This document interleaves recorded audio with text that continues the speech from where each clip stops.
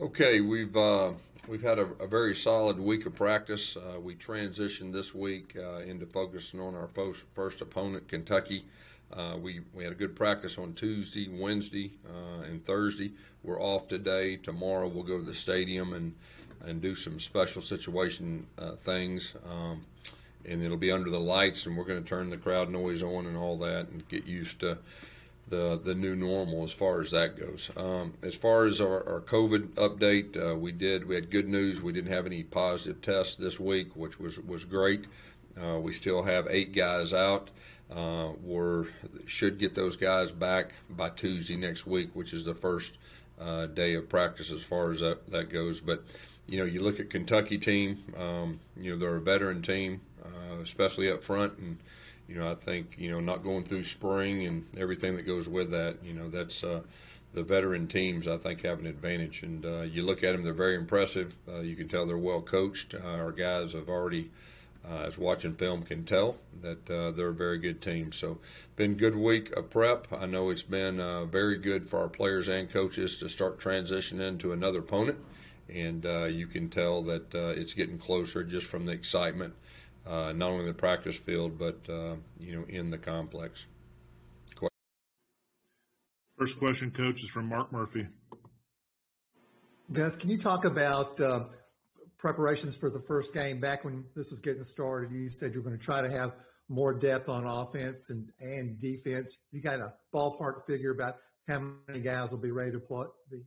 Well, as far as quality depth, I think that's the key. Now we've had a plan that to develop more depth, and we've spent a lot more time this year on our 2s and 3s to get those guys ready, and that's been by design.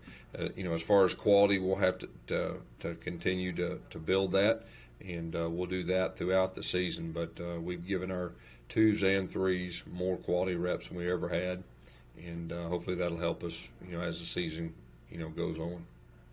So would you say definitely a lot more than a normal opening game would be ready to play if you needed them? Yeah, as far as the reps are concerned, we'll have a lot more guys available, ready to go. Thanks.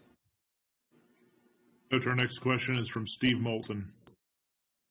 Hey, Coach, I was hoping you could speak to this grind because you guys have been really going since June, had a little bit of a break there in August, but with no spring, a different type of grind. What has it been like on the players and the coaching staff really since June? Yeah, Steve, that's a great question. I think the emotional toll that it takes on you, with the uncertainty and all the ups and downs, because there was weeks that we were thinking like it's going to be really hard to play. And then there was the next week where you said, well, we got a chance to play. And all the ups and downs that and getting adjusted to the new normal as far as COVID's concerned, who's available, who's not available, who's out, adjusting with that takes a toll on you mentally, emotionally. But, our guys have done a good job. And as the season has gotten closer, you can tell the urgency is a lot higher from everyone. The excitement is a lot better from everyone. And so I know our guys, our coaches, we're just ready for game one to get here and start getting into the routine. If you could give me a scouting report on Terry Wilson, what does he bring to the table for the Wildcats? Well, you can tell he operates, the offense. You can tell he knows what he's doing. You can tell he's well coached, and he can run and he can throw, and it looks like he's got a very good command of the offense. Coach, our next question is from Jason Caldwell.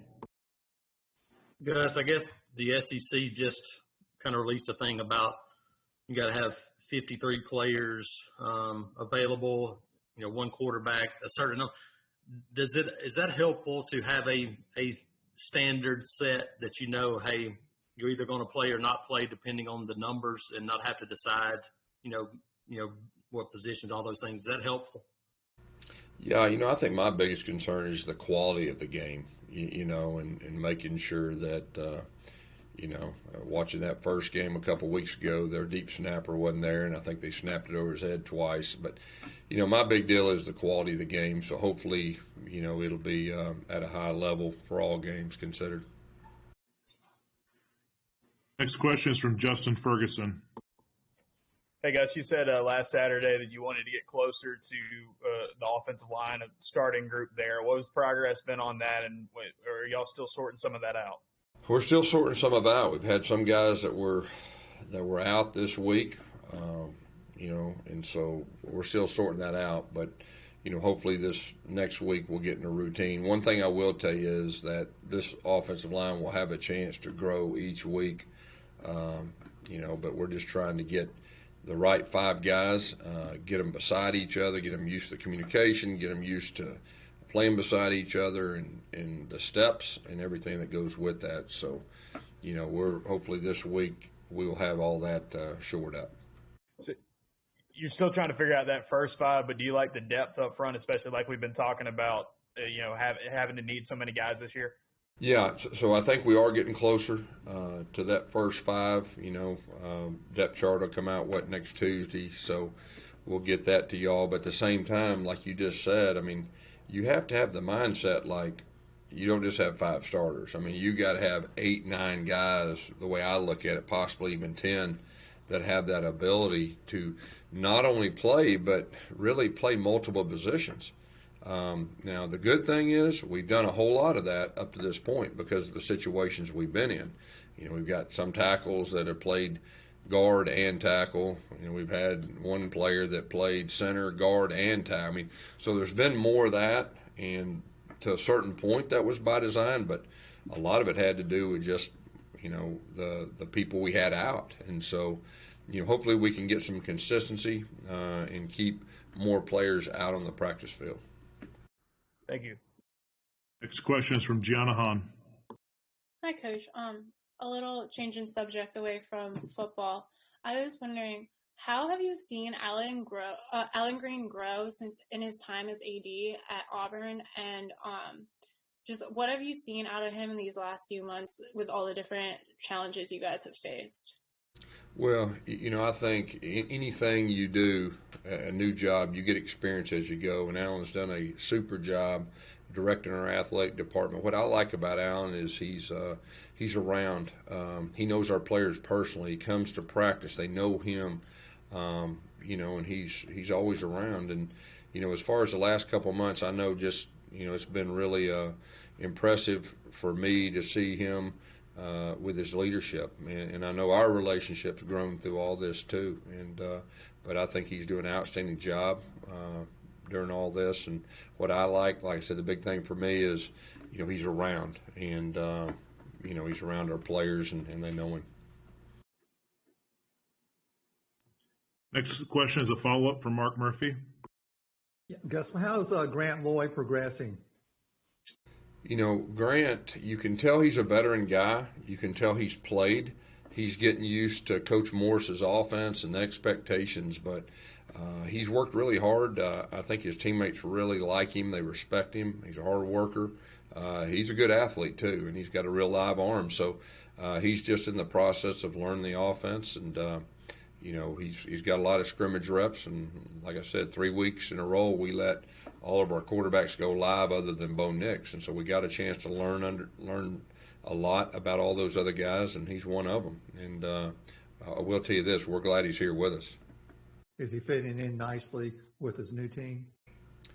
Yeah, that's one of his big assets. I mean, he's got to know his teammates. They have respect for him, and you can tell they like him.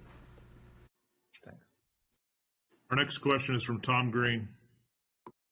Hey, Gus. Last week, Kevin said there was kind of a 5-man battle for that number 2 cornerback spot. How is that kind of shaken out this last week heading into game week? Yeah, I think it's still at that point. But the great thing is, competition brings out the best in everybody. And so there's a lot of healthy competition. And, I think you can tell the way our league with what LSU did last year and spreading everything out, I expect the league to have more than that than normal. And then I think you're going to have more DBs that are ready to play. And so that's kind of been our message. But it's been really good competition, and I think it's helped us develop, guys. Next question is from Philip Marshall. Guys, could you talk about Anthony Schwartz and what that kind of speed brings to you, and just what you've seen out of him in preseason? he's had a very good, fall camp.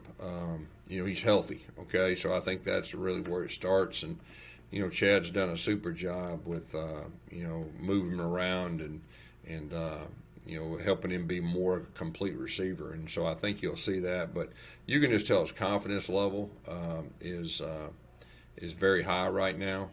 The thing about him, he's extremely smart. He's very coachable. You can do a lot of different things with him. And so we're looking for big things out of Anthony this year. When you were recruiting him, I guess his speed the first thing that got your attention? Yes, yeah. There's no doubt. His speed jumps off the film, and you got a chance. He's the fastest guy in the country. And the thing about Anthony is, there's a lot of guys that can run without pads. Anthony, I feel like, is just as fast in pads, and that gives him a big advantage. And he's really worked hard on the little things developing as a receiver, and really made a big time commitment. And so I think he's in a really good spot this year. Thanks. Next question is from a follow-up from Jason Caldwell. Gus, I guess when you guys are in the stadium tomorrow, it'll be a week from game day. Where do you feel the best about your team without a spring, and where do you feel like the biggest question marks are still with a week to go? Probably the thing the veteran guys that we know what we're getting. I think that's what you got to hang your hat on early. As far as not knowing, it's just a matter of not going through spring. We did have an extended fall camp, which is great, and we've done more scrimmaging in fall camp we've ever done. Okay, so we do have some good information, but just each team's different. How the team's going to react, I do think that we have a lot of character in this team. I think we got some really good leadership on this team, but it's just the unknown of getting out there and doing it. But I do like our team. I like our staff, and I'm excited to watch our guys. I think that extended fall has maybe helped the offensive line some just because of the continuity they've been able to have through that 6-week period. Yeah, there's no doubt. But like I said just a minute ago, like it hadn't been like we've had every week. We hadn't had the same guys, and that's been the challenge. That's the hard part. So yes and no, if that makes sense. Next question, Coach, is from Thomas Murphy. Hey, Coach. With the NFL starting back up this past week, just about every game you watch contains several former Auburn players. How impressed were you with the way they performed this past week, and were you able to talk with some of the rookies after their debuts?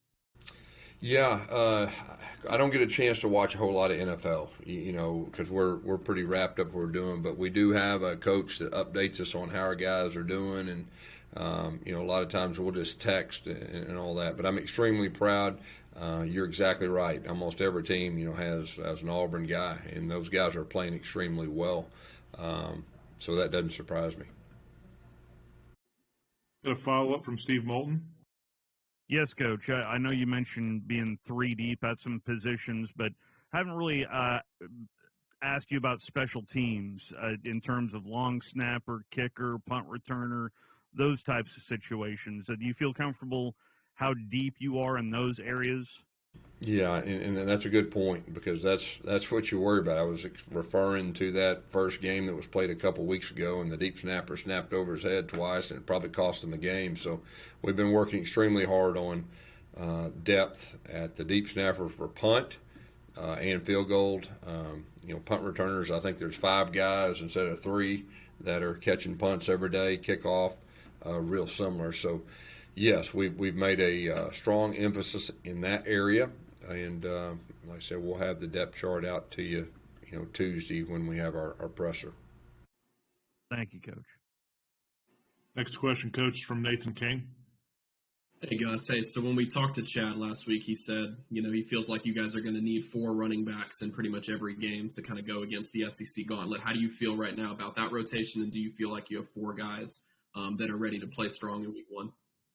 Well, I think we got 5 guys that are capable of helping us, okay, which you can never have enough depth at the running back position. Worm and DJ are the 2 guys that have the experience. Harold's a guy that has some experience. And then, of course, our 2 young guys, I think are very talented, and you'll see them in there too. But they just need more game reps and more experience.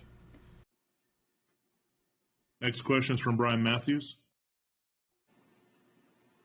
Yes, sir, Coach. Thank you again for speaking to us. Nate sort of stole my question, so I'll transition to punter. Do you have a starting punter yet?